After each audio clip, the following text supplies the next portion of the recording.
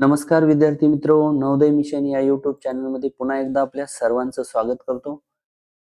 चला, आजच्या व्हिडिओमध्ये आपण नवनीत प्रश्नपत्रिका क्रमांक 1 त्यामधील सर्व गणिताचे प्रश्न जे आहेत ती स्पष्टीकरणासहित पाहणार आहोत.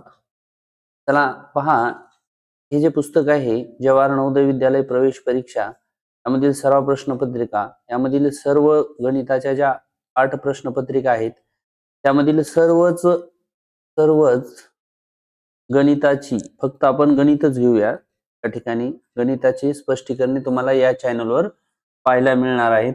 चला तर वेळ न घालवता आपण पहिल्या प्रश्नपत्रिकेला सुरुवात करूया. प्रश्न क्रमांक 41 हा या ठिकाणी सांगितलेला आहे आपल्याला, पुढील बार ग्राफ डायग्राम मध्ये वेगवेगळ्या देशाच्या क्रिकेट संघाने खेळलेल्या सामन्यांची संख्या दाखवण्यात आली आहे. ऑस्ट्रेलियाच्या संघाने पाकिस्तानच्या संघापेक्षा किती अधिक सामने खेळले आहेत? तर पहा, अगोदर आपल्याला हा ऑस्ट्रेलियाच्या संघाने खेळलेले सामने आहेत 32. किती आहेत? 32. आणि पाकिस्तानच्या संघाने खेळलेली सामने किती आहेत ते पाहायचं. तर पाकिस्तानने खेळलेल्या संघां 24 आहेत. किती आहेत? 24. तर कितीने अधिक आहेत म्हणून या दोघांची काय करावं लागेल? वजाबाकी करावं लागेल. पहा, या ठिकाणी 12तून 4 गेले 8 राहतील, तर 0 राहतील. तर 8 सामने अधिक खेळलेले आहेत. म्हणजे ऑप्शन नंबर या ठिकाणी आपला 1 अगदी बरोबर आहे. ठीक आहे. तर पुढील प्रश्नाकडे वळूया. पुढील प्रश्न आहे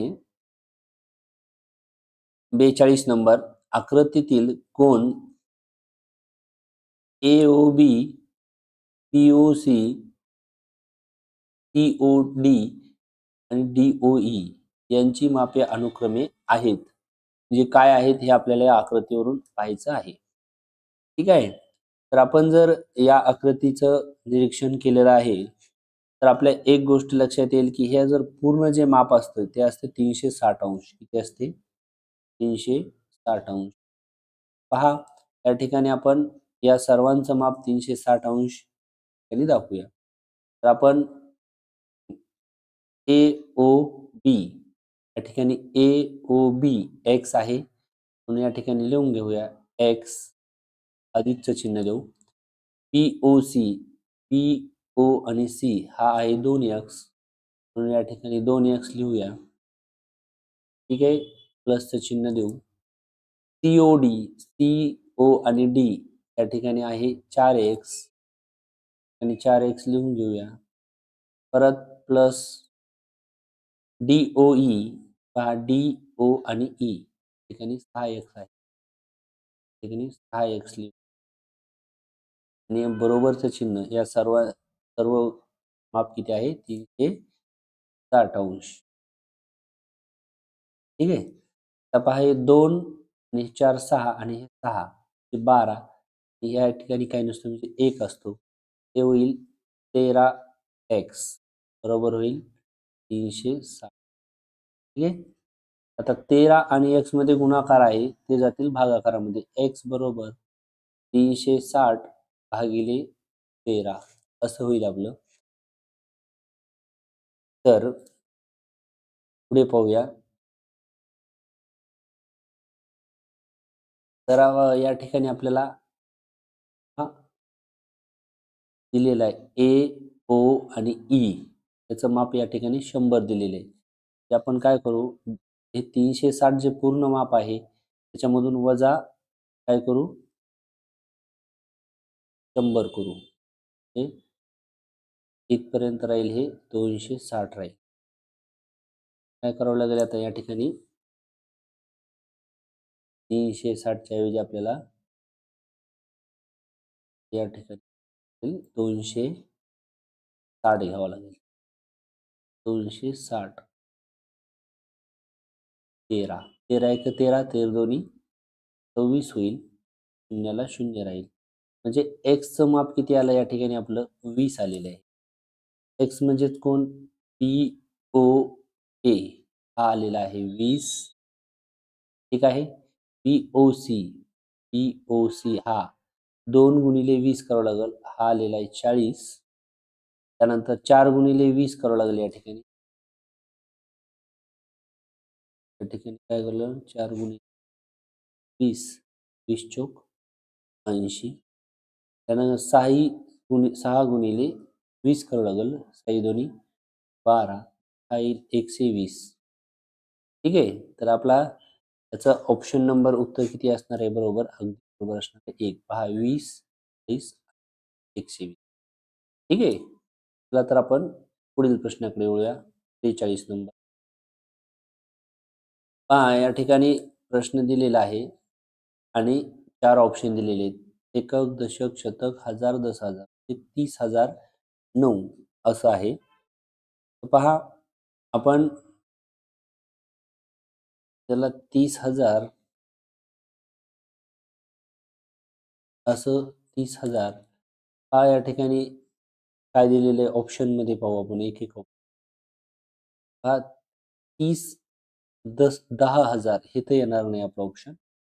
परत इथं 30,000 इथपर्यंत बरोबर येईल. परंतु 9 शतक नाहीत. हे शेवटचे फक्त 9 एकक आहेत. काय आहेत? 9 एकक. म्हणून ऑप्शन नंबर 2 ही आपला कॅन्सल. तर राहिला ऑप्शन 3 पाहूया.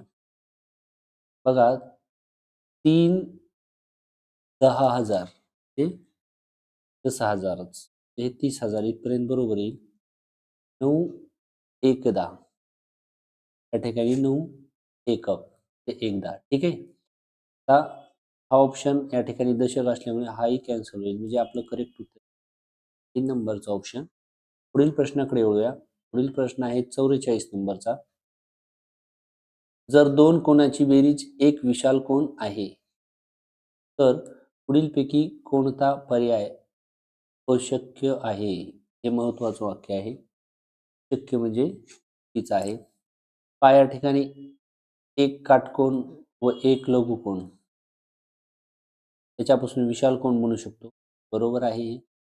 एक विशाल कोन, एक लघुकोन यालाच उलट केलेले म्हणजे हेही बरोबर आहे. 2 लघुकोन हेही बरोबर आहे. 2 काटकोन 2 काटकोन हे या ठिकाणी आपलं उत्तर असणार आहे. अशक्य असणार आहे. तर नंबर 4 उत्तर आहे याचं. 45 प्रश्न पाहूया. पहा सुमितचे वजन 107 किलोग्रॅम आहे. संजयचे वजन 82 किलोग्रॅम आहे. दोघांचे वजन नजीकच्या दशकापर्यंत विचारात घेतले तर दोघांच्या वजनातील तफावत याचा अर्थ फरक. याचा अर्थ काय असतो? फरक. आता नजीकच्या काय करायचे हे दशकापर्यंत घ्यायचे हे महत्वाचं. तर पहा सुमितचे वय अगोदर लिहू. कोणाचे वय?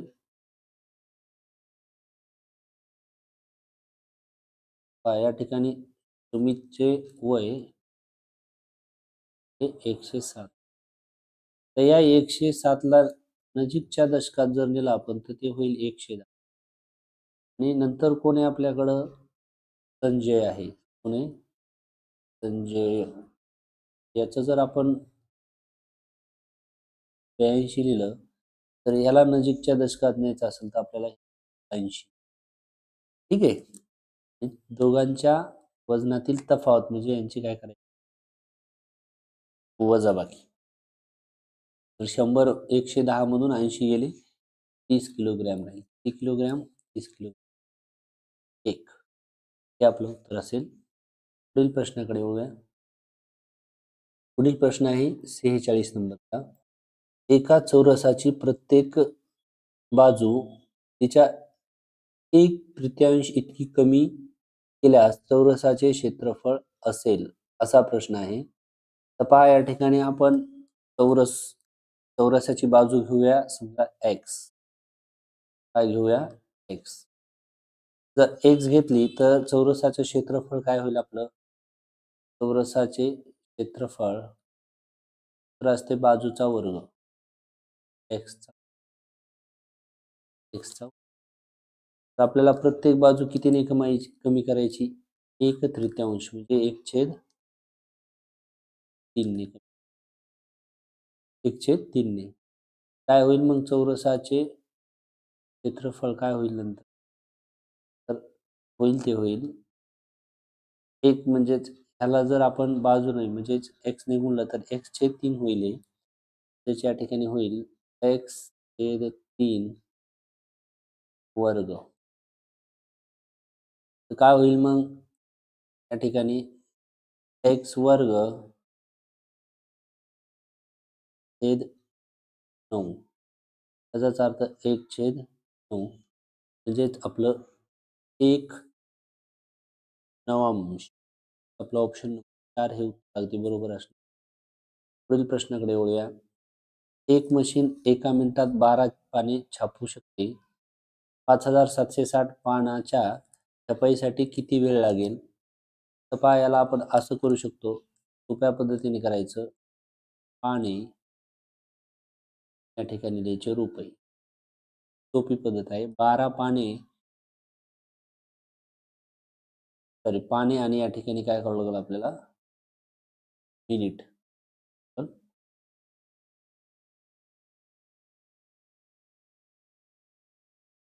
12 पाने एका मिनिटात तर 5760 पाने छापण्यासाठी x मिनिट.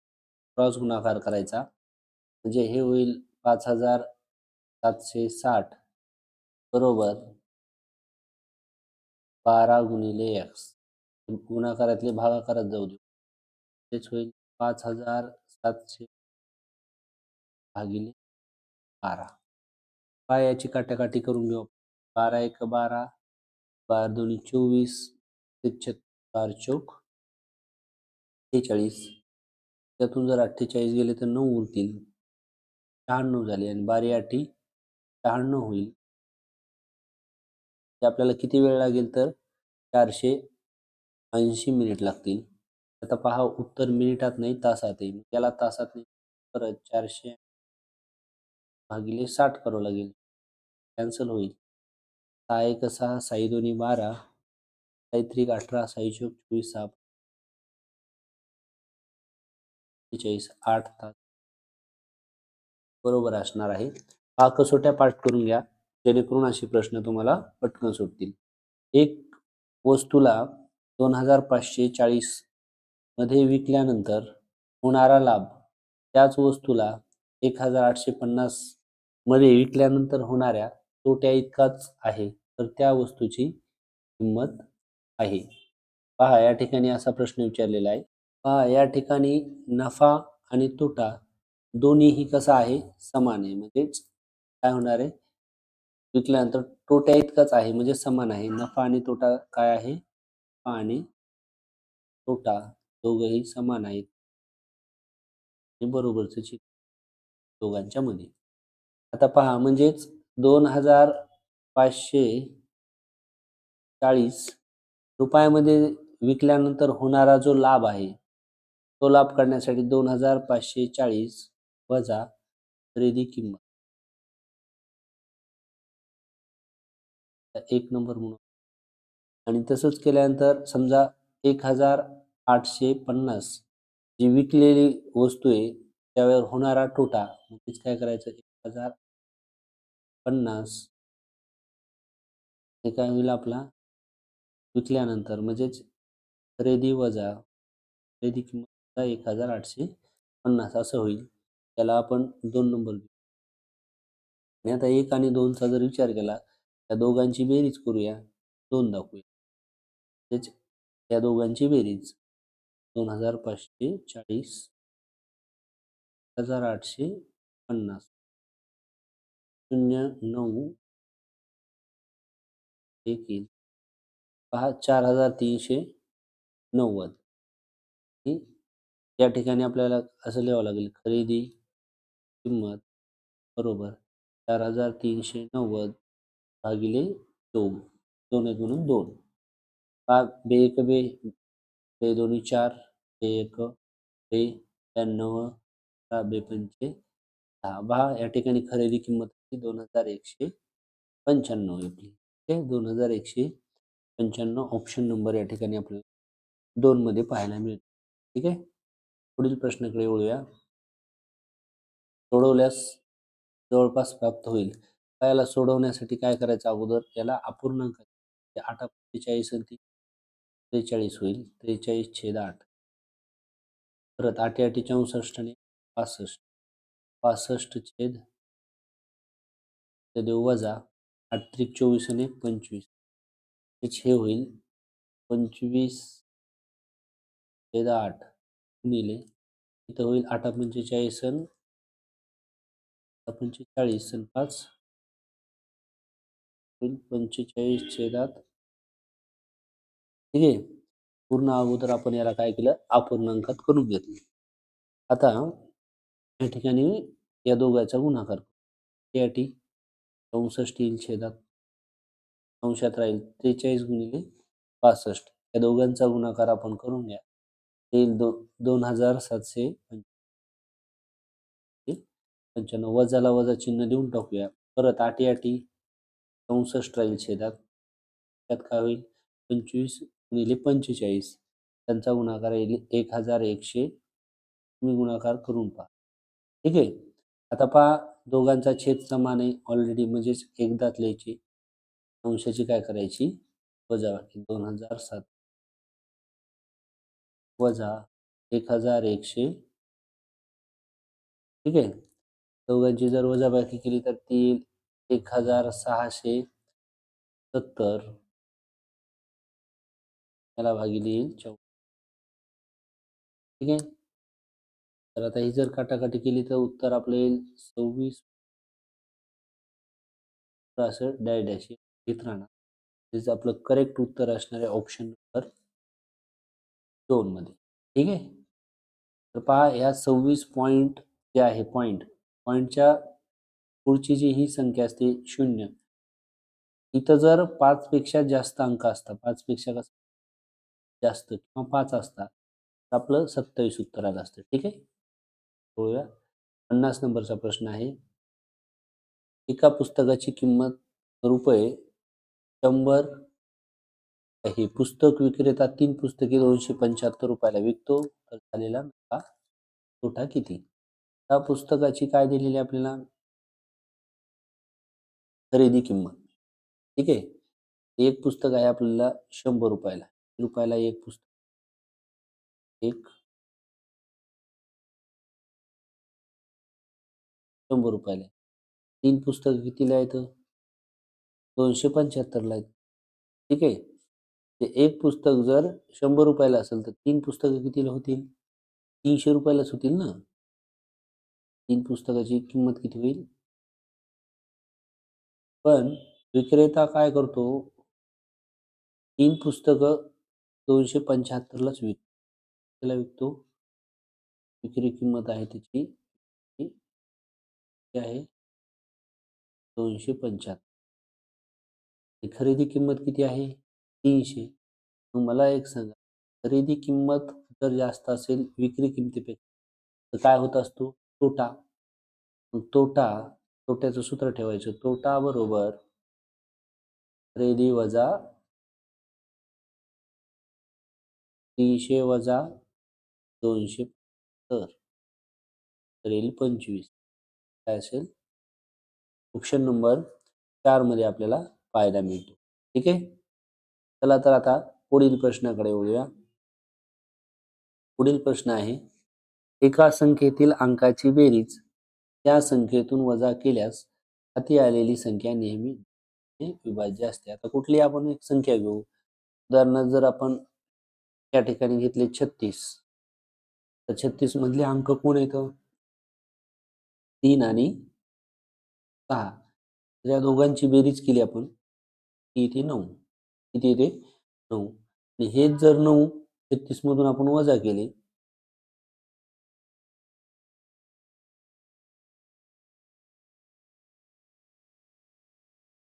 वजाबाकी येते 27 आणि आलेल्या संख्येला नेहमी भाग जातो. ठीक आहे.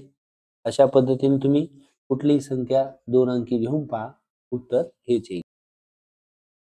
पुढील प्रश्नाकडे वळूया. पुढील प्रश्न आहे 31 नंबरचा एक सॉरी 52 नंबरचा 31.7/16 आहे. याला अपूर्णांकात रूपांतर याला अपूर्णांकात रूपांतर करा असं दिलेलं आहे. पण त्याला काय करायचं दशांश अपूर्णांक. तर पहा याला रूपांतर करताना अगोदर 31.7/16. तर पहा 31 जे आहेत ते 31 सुरुवातीला येणारच आहेत. म्हणजेच ऑप्शन त्या ठिकाणी 31च्या पुढं पॉइंट पाहिजे होता. पण इथं आहे का ऑप्शन 1 मध्ये? नाहीये. म्हणजे ऑप्शन 1 कॅन्सल होईल. त्यानंतर 2 ही ऑप्शन कॅन्सल होईल. तर या दोन्हीपैकी एक येईल. ठीक आहे. तर आपल्याला हे असं कळालं पाहिजे म्हणजे ऑप्शन 2 आपल्या या ठिकाणी ऑलरेडी कॅन्सल झाले. आपण 7/16 याचीच आपण काटाकाटी करू शकतो डायरेक्ट. तर पहा 7च्या पाड्या 16च्या पाड्या 7 नाहीत म्हणजे 0 पॉइंट या ठिकाणी आला एक 0.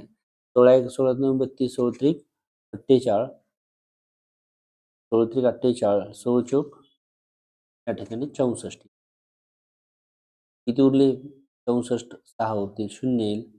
परत काय होईल 16चा पाढा आपल्याला म्हणावा लागेल 16 त्रिक 48 16 2 32 16 त्रिक 48 16 चोक 64 येईल म्हणजे इथं 3चाच भाग बसतो. पहा या ठिकाणी पॉईंटच्या नंतर 4 3 आलेले आहे म्हणजे ऑप्शन इथं या ठिकाणी आपल्याला पाहायला मिळते ऑप्शन नंबर 3 बरोबर आहे. पहा जर असं केलं तर आपला वेळ वाचू शकतो. पण याला पुढे जरी भाग दिला तरी 7 आणि या ठिकाणी 5 येईल. आणि आपण निरीक्षण करून गणिताचं जर सोडवत गेलो तर आपला वेळ खूप वाचतो. आता काही यावेळेस इथं जर बरेच जण काय करतात 16 गुणिले 31 अधिक 7 याला असं लिहितात 16 गुणिले 31 अधिक 7 छेदात परत 16 परत या दोघांचा गुणाकार करायचा पुन्हा 7 मिळवायचे आणि जे येणारं उत्तर आहे 503 त्याला पुन्हा 16 ने भाग द्यायचा म्हणजे हा खूप वेळ जातो. तर ही अशा वेळेस हे जे 31 सांगितली ही पूर्ण संख्या असते आणि हे पुढचा जो हा पार्ट असतो हा अपूर्ण असतो. म्हणजे 31च्या पुढं पॉइंट येणार म्हणजे जी संख्या दिलेली असेल त्याच्या पुढं असं आपण करायचं म्हणजे आपला वेळ वाचतो परीक्षेत. पुढील प्रश्नाकडे वळूया. पुढील प्रश्न आहे आपला 53 नंबरचा. ठीक आहे. पहा या ठिकाणी आपल्याला 4 विधान दिलेले आहेत. त्यामधील आपल्याला उत्तर शोधायचे. ठीक. तर पहा या ठिकाणी एकाच संख्येने अंश आणि छेद यांना गुणल्यावर किंवा गुणाकार केल्यावर त्या ठिकाणी अपूर्णांक तसाच राहतो किंवा भागल्यानंतर हे उत्तर येऊ शकते. तर इथे दिलेलं नाही. फक्त 0 वगळता हे लक्षात ठेवायचं. नंबर 3 उत्तर आहे याचा. 30 किलोग्रॅम मिठाईतून 2/3 किलोग्रॅम वजनाचे मिठाईचे किती बॉक्स तयार होतील? 30 भागिले 2/3 असं दिलं तरी जमते आपल्याला. तर यालाच आपण जर दिलं नंतर तर 30 तर गुणाकार व्यस्त होईल. खालची संख्या वरी जाते, वरची खाली येते म्हणजे इथं होईल 3/2. ठीक आहे. बे-1 बे, बे-1 बे-1 उरला बे-5 10 आणि 45. ठीक आहे. ऑप्शन नंबर या ठिकाणी आपलं 4 असेल. पुढील प्रश्नाकडे वळूया. पुढील प्रश्न आहे आपला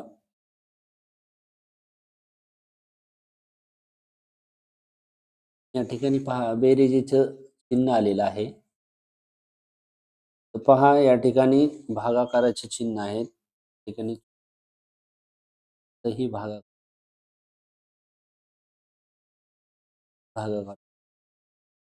प्रिंट मिस्टेक झाली या ठिकाणी. तर चला आता आपण याला सोडून घेऊया. ठीक आहे. तर पहा दिलेलं आहे 4392 भागिले 3.66 बरोबर याचं उत्तर येणार आहे 1200. आपल्याला विचारले 439.2 भागिलेला आपण छेदात सुद्धा लिहू शकतो. ठीक आहे.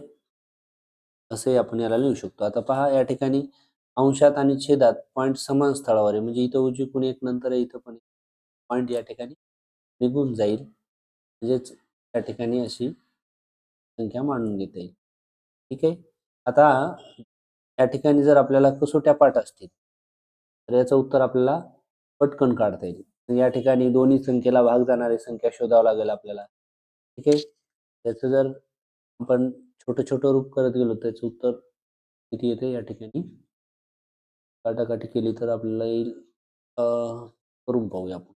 1 3 3 6 3 2 6 परत 3 1 3 उरला 1 3 चौक 12 उरला 1 3 सक 18 उरला 1 3 12.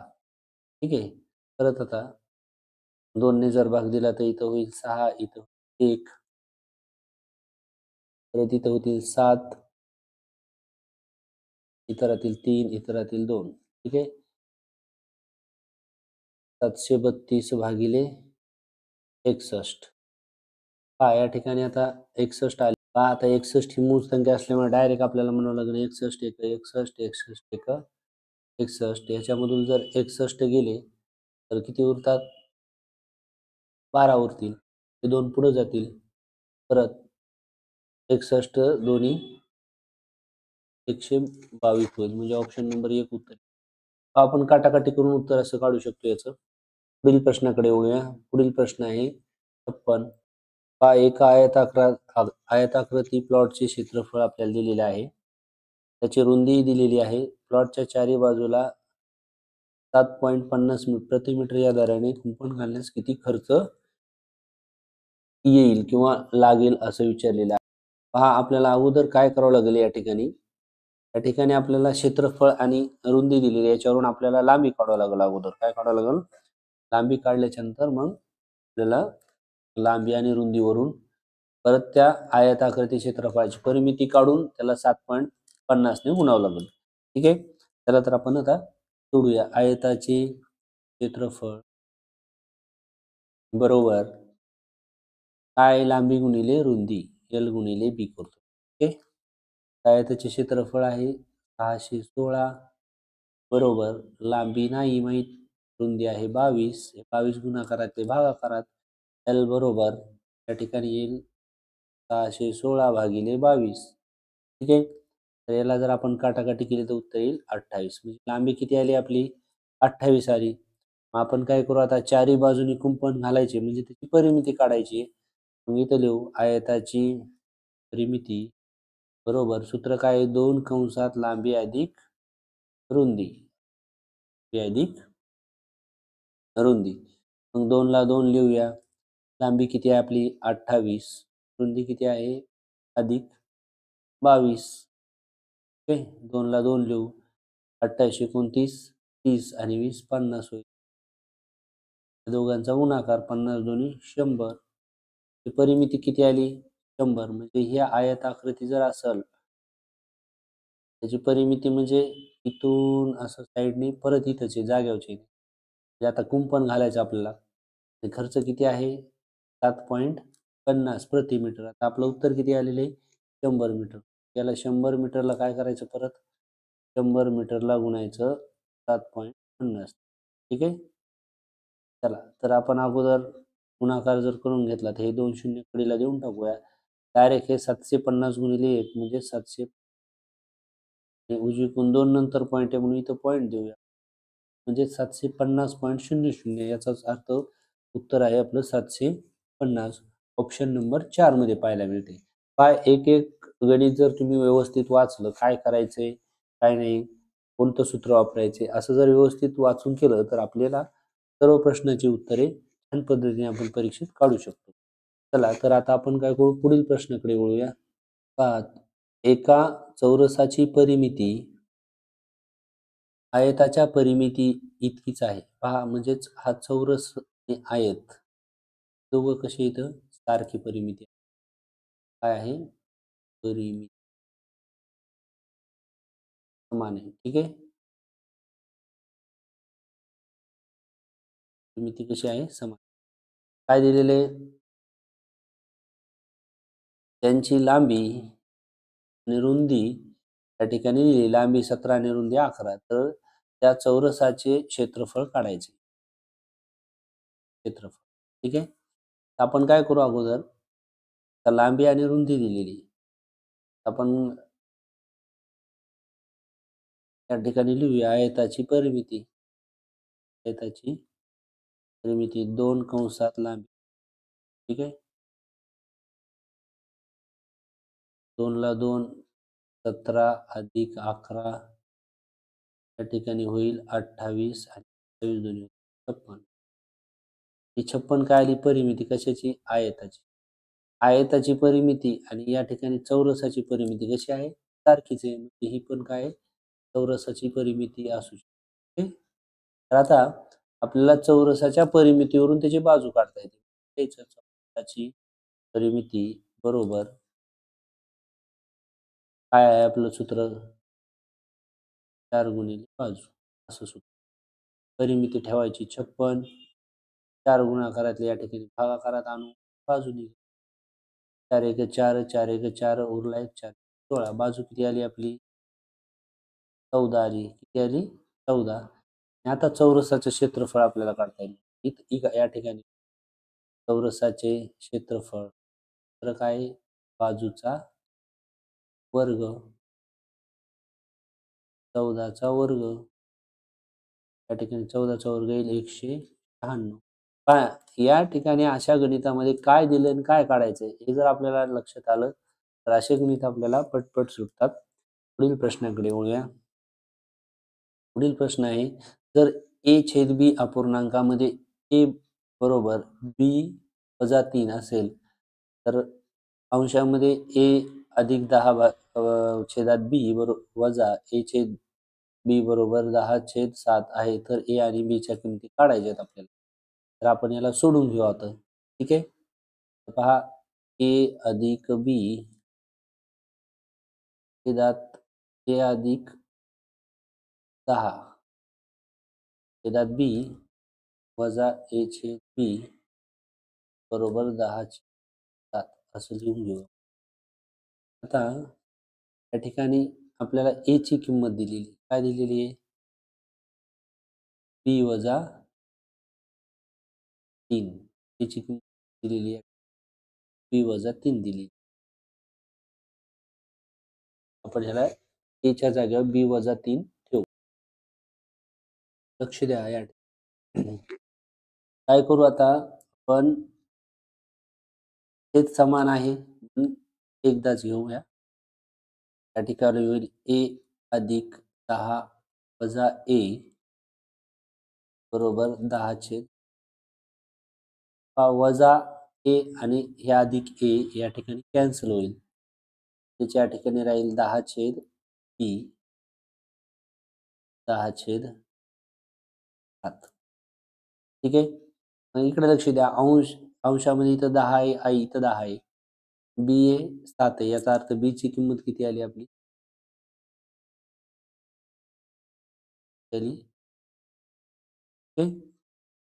b बरोबर किती आलं आपलं? 7 आलेलं आहे.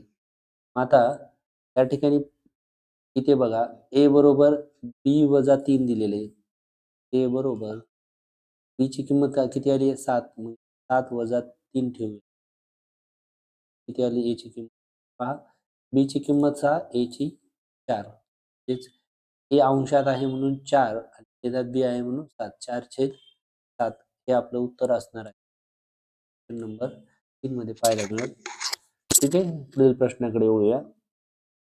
पहा 960 या अंकापासून तयार केलेल्या 3 अंकी मोठ्यात मोठ्या संख्या आणि 3 अंकी लहानात लहान संख्या यांचा गुणाकार किती असा विचारलाय.